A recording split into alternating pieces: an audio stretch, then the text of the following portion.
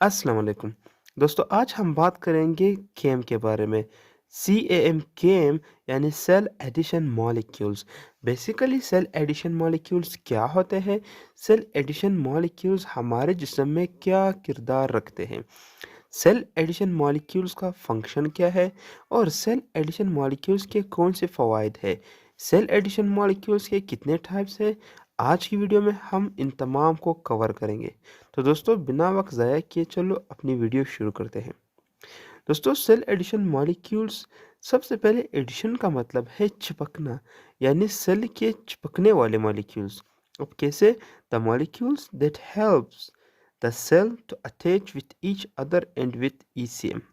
दोस्तों ये ऐसे मॉलिक्यूल्स होते हैं जो सेल की मदद करते हैं चिपकने में, एक सेल से दूसरे सेल के साथ चिपकने में, या उसके बाहर के एनवायरनमेंट के साथ जो एक्स्ट्रा सेलुलर मैट्रिक्स है उसके साथ अटैच होने में सेल एडिशन मॉलिक्यूल्स बहुत बड़ा किरदार रखते हैं। दोस्तों अब यहाँ पे सवाल आता है कि ECM क्या है? ECM बेसिकली स्पेस है बिटवीन टू सेल्स, यानी दो सेल्स के दरमियान जो स्पेस पाया जाता है उसे कहते हैं ECM। ECM से मुराद एक्स्ट्रा सेलुलर मैट्रिक्स। अब ये किस चीज़ से बने होते हैं? ये मैट्रिक्स किस चीज़ से बना होता है? तो इसमें मुख्तलिफ प्रोटीन्स होते हैं जैसे कि लैमिनिन, फाइब्रोनेक्टिन और कोलेजन एट्सेट्रा। दोस्तों हमें सेल एडिशन मॉलिक्यूल्स की ज़रूरत क्यों है? क्योंकि सेल एडिशन मॉलिक्यूल्स, जब एक सेल दूसरे सेल से चिपकेगा तो ही टिश्यू बनाएगा, और जब टिश्यू बनाएगा तो ही मल्टी सेलुलर ऑर्गेनिजम्स बनेंगे। दोस्तों अब एक सेल तो ओवरऑल बॉडी को रन नहीं कर सकता। क्यों? क्योंकि अगर इस तरह होता तो फिर तमाम जानदार यूनिसेलुलर होते, लेकिन यहाँ पे मल्टी सेलुलर में हमें सेल एडिशन मॉलिक्यूल्स की काफ़ी सख्त ज़रूरत होती है टिश्यू परफॉर्म करने के लिए या टिश्यू बनाने के लिए। दोस्तों अब यहाँ पे दो कंडीशन आएंगे, होमोफिलिक और हेटेरोफिलिक। अब होमोफिलिक से मुराद ऐसे मॉलिक्यूल्स जो दूसरे सेल पे अपने जैसे ही मॉलिक्यूल्स के साथ अटैच होंगे, और जो हेटेरोफिलिक है वो दूसरे सेल पर मौजूद अपने ही किस्म के साथ अटैच नहीं होंगे, बल्कि डिफरेंट मॉलिक्यूल्स के साथ अटैच होंगे। तो होमोफिलिक और हेटेरोफिलिक में बस यही फ़र्क है कि होमोफिलिक में same to same molecules attach होते हैं, जबकि हेटेरोफिलिक में डिफरेंट मॉलिक्यूल्स अटैच होते हैं।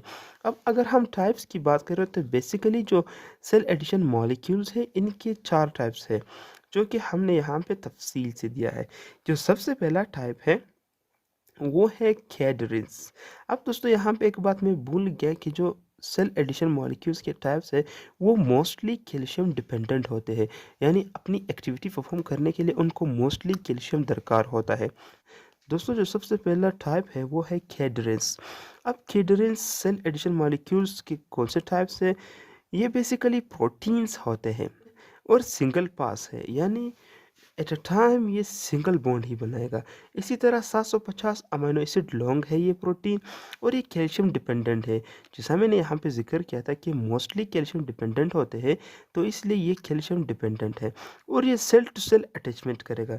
दोस्तों ये एक सेल को दूसरे सेल के साथ जोड़ेगा, ये एक सेल को एक्स्ट्रा सेलुलर मैट्रिक्स या ECM के साथ अटैच नहीं करेगा, बल्कि सेल टू सेल ये अटैचमेंट करेगा। इसी तरह इसे कहते हैं होमोफिलिक। वही मैंने बताया कि अगर केड्रिन्स है तो दूसरे सेल पर ये केड्रिन्स के साथ ही अटैच होगा, इसीलिए तो होमोफिलिक है, यानी सेम मॉलिक्यूल के साथ अटैचमेंट। दोस्तों यहाँ पे मैंने डायग्राम पे क्लियरली शो किया है कि ये एक सेल है और ये इसके केड्रिन्स हैं। दोस्तों आपने एक बात याद रखनी है कि केड्रिन हमेशा डायमर फॉर्म में ही बॉन्ड बनाएगा, यानी दो केड्रिन अगर होंगे तभी ये एक्टिविटी परफॉर्म करेंगे, सिंगल केड्रिन कुछ नहीं कर सकता। तो दोस्तों ये एक सेल है, ये इसका केड्रिन है, और ये दूसरे सेल के केड्रिन के साथ ही अटैच हो रहे हैं, यानी सेम टू सेम मॉलिक्यूल के साथ इनकी अटैचमेंट है। अगर हम इसके कुछ एग्जांपल देखें तो एपिथेलियल केड्रिन्स, इस तरह न्यूरल केड्रिन्स, वेस्कुलर केड्रिन्स, किडनी केड्रिन्स, इस तरह बहुत से टाइप्स है इसके। दोस्तों जो दूसरा टाइप है सेल एडिशन मॉलिक्यूल्स का वो है सिलेक्टिन्स। अब सिलेक्टिन्स भी बेसिकली प्रोटीन्स होते हैं नेचर के, और इनमें ये भी कैल्शियम डिपेंडेंट है, यानी इनका एक्टिविटी परफॉर्म करने के लिए भी कैल्शियम लाजमी होना चाहिए। इसी तरह ये हिटेरोफिलिक है। अब हिटेरोफिलिक से मुराद कि अगर एक सेल का सिलेक्शन है तो वो दूसरे सेल पे डिफरेंट मॉलिक्यूल के साथ अटैच होगा, वो सिलेक्टिन के साथ अटैच नहीं होगा। सेल टू सेल ये अटैचमेंट रखता है, यानी एक सेल को दूसरे सेल के साथ अटैच करेगा, ये सेल को ईसीएम के साथ अटैच नहीं करेगा। इसकी ख़ास बात ये है कि इसमें ग्लोब्यूलर डोमेन पाया जाता है। दोस्तों, ये ग्लोब्यूलर डोमेन को लेक्टिन डोमेन भी कहा जाता है। ये तकरीबन 1000 अमीनो एसिड लॉन्ग होते हैं और ये प्लाज्मा मेम्ब्रेन के अंदर पाया जाता है। ये क्या करता है? Attachment with carbohydrates. दोस्तों, जो सिलेक्टिन्स है वो दूसरे सेल के कार्बोहाइड्रेट के साथ अटैच होंगे। आपको पता है क्या, सेल के प्लाज्मा मेम्ब्रेन पर काफ़ी किस्म के प्रोटीन्स मौजूद होते हैं, लिपिड्स मौजूद होते हैं, तो साथ में थोड़ी मिकदार में यहाँ पे कार्बोहाइड्रेट्स भी मौजूद होते हैं प्लाज्मा मेम्ब्रेन में। तो ये सिलेक्टिन्स उन्हीं कार्बोहाइड्रेट के साथ अटैच होंगे। जैसा ही मैंने यहाँ पे डायग्राम पे क्लियरली शो किया कि एक सेल है और ये भी डायमर फॉर्म में एक्टिविटी परफॉर्म करते हैं। अगर यहाँ पे एक सिलेक्टिन होगा तो ये एक्टिविटी परफॉर्म नहीं करेगा, बल्कि डायमर फॉर्म में, यानी 2 सिलेक्टिन्स होने चाहिए एक्टिविटी के लिए। तो यहाँ पे ये एक सेल के सिलेक्टिन्स हैं और यहाँ पे ये कार्बोहाइड्रेट्स है जो दूसरे सेल के प्लाज्मा मेम्ब्रेन में मौजूद है और इन दोनों के दरमियान अटैचमेंट हो रही है, एडिशन हो रही है। दोस्तों, जो तीसरा टाइप है सेल एडिशन मॉलिक्यूल्स का, वो है इंटीग्रिन्स। अब दोस्तों, इंटीग्रिन्स की ख़ास बात ये है कि ये भी प्रोटीन इन नेचर है, कैल्शियम डिपेंडेंट है और हेटेरोफिलिक है। हेटेरोफिलिक से मुराद ये डिफरेंट मॉलिक्यूल के साथ अटैच होगा। इसकी ख़ास बात ये है कि ये सेल टू ईसीएम है, यानी ये जो 2 अक़साम थी वो सेल टू सेल अटैचमेंट कर रही थी। लेकिन यहाँ पे जो इंटीग्रिन्स है वो सेल को एक्स्ट्रा सेलुलर मैट्रिक्स के साथ अटैच करता है। एक्स्ट्रा सेलुलर मैट्रिक्स के साथ कैसे अटैच करेगा? इसकी खास बात ये है इंटीग्रिन्स की कि ये डाइपेप्टाइड बॉन्ड रखते हैं, यानी इसमें 2 चेन्स होते हैं। एक है अल्फा चेन जो समहाउ 1000 अमीनो एसिड लॉन्ग होता है और एक है बीटा चेन जो समहाउ 750 अमीनो एसिड लॉन्ग होता है। ये दोनों चेन इनमें मौजूद होते हैं और ये किसके साथ अटैच होता है? जाहिर सी बात है, एक्स्ट्रा सेलुलर मैट्रिक्स या ईसीएम में भी कुछ कंपाउंड्स या मॉलिक्यूल्स होंगे जिसके साथ ये इंटीग्रिन्स अटैच होंगे।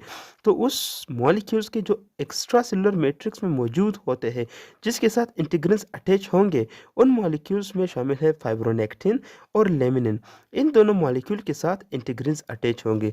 जैसे यहाँ पे मैंने क्लियरली वाज़ेह किया है डायग्राम में कि ये एक सेल है, ये अल्फा चेन है, ये बीटा चेन है और यहाँ पे ये प्रोटीन्स के साथ जो मॉलिक्यूल है फाइब्रोनेक्टिन और लेमिनिन उनके साथ अटैच हो रहा है।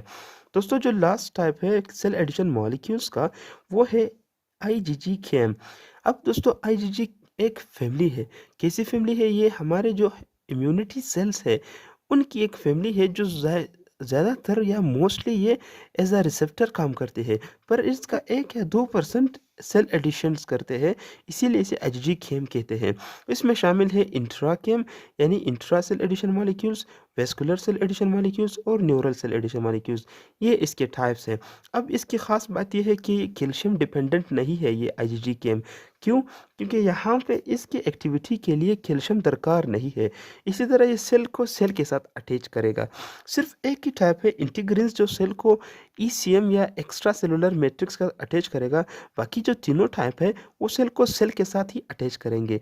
इसी तरह बोथ होमो एंड हेटेरोफिलिक, यानी ये जो आईजीजी-केएम है ये अपने जैसे मॉलिक्यूल के साथ भी अटैच हो सकते हैं और अपने से डिफरेंट मॉलिक्यूल के साथ भी अटैच हो सकते हैं। इसीलिए मैंने यहाँ पे क्लियरली शो किया है कि होमो एंड हेटेरोफिलिक। अब होमोफिलिक में मिसाल मैंने दी है कि यहाँ पे ये एक सेल है, ये इसकी आईजीजी-केएम है और ये दूसरा सेल है, इसकी आईजीजी-केएम है, दोनों अटैचमेंट कर रहे हैं। इस तरह अगर डिफरेंट सेल की बात करें तो ये एक सेल है, इसकी आईजीजी-केएम है और ये दूसरा सेल है। यहाँ पे ये सिलेक्टिन हो सकते हैं, कार्बोहाइड्रेट हो सकते हैं, प्रोटीन्स हो सकते हैं, जिसके साथ ये अटैच होगा। तो दोस्तों, एक क्विक रिव्यू करते हैं आज के लेक्चर की। दोस्तों, केएम क्या होते हैं? सेल एडिशन मॉलिक्यूल्स होते हैं। एडिशन से मुराद चिपकना, यानी ये ऐसे मॉलिक्यूल्स होते हैं जो सेल को दूसरे सेल या सेल को उसके बाहर मैट्रिक्स के साथ अटैच करते हैं। ईसीएम एक्स्ट्रा सेलुलर मैट्रिक्स को कहते हैं जो कि स्पेस है 2 सेल्स के बीच। इसी तरह ये जो ईसीएम है वो कंपोज लेमिनिन, फाइब्रोनेक्टिन और कोलेजन, यानी इन प्रोटीन्स की तरह या इन प्रोटीन्स से मिलकर ये ईसीएम बनता है। इस तरह अगर हम बात करें, इसमें 2 कंडीशन आता है, होमोफिलिक और हेटेरोफिलिक।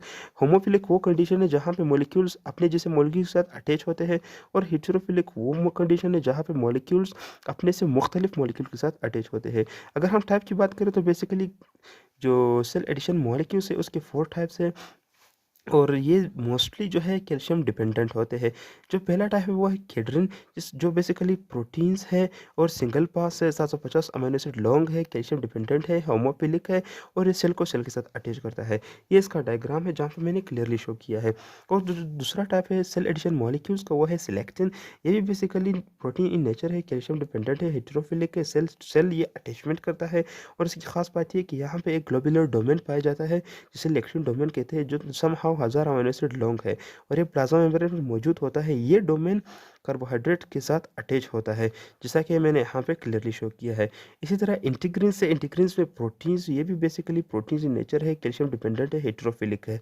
सेल टू ईसीएम है दोस्तों, ये एक ही वाहिद टाइप है कैल्शियम एडिशन मॉलिक्यूल्स का, सेल एडिशन मॉलिक्यूल्स का, जो कि एक्स्ट्रा सेलुलर मैट्रिक्स के साथ सेल को अटैच करता है। जिस मॉलिक्यूल के साथ ये इंटीग्रिन्स अटैच होंगे उनको कहते हैं फाइब्रोनेक्टिन और लेमिनिन। दोस्तों जो लास्ट टाइप है सेल एडिशन मॉलिक्यूल्स का, वो है आईजीजी-केम। आईजीजी-केम बेसिकली नॉट कैल्शियम डिपेंडेंट है, यानी कैल्शियम पे ये मुनहसर नहीं करता है, ये कैल्शियम डिपेंडेंट नहीं है। इस तरह सेल को सेल से अटैच करेंगे। और ये होमोफिलिक भी है और हेटेरोफिलिक भी है, यानी ये अपने जैसे मॉलिक्यूल के साथ भी अटैच हो सकते हैं और दूसरे टाइप ऑफ मॉलिक्यूल के साथ भी अटैच हो सकते हैं। तो दोस्तों ये थी हमारी आज की वीडियो। उम्मीद करता हूँ कि आपको वीडियो अच्छी लगी होगी। कोई भी सवाल हो, कैसा भी सवाल हो, आप मुझसे पूछ सकते हैं बस एक कमेंट करके। दोस्तों मिलते हैं अगली नई वीडियो में इंशाल्लाह, तब तक के लिए अल्लाह हाफ़िज़।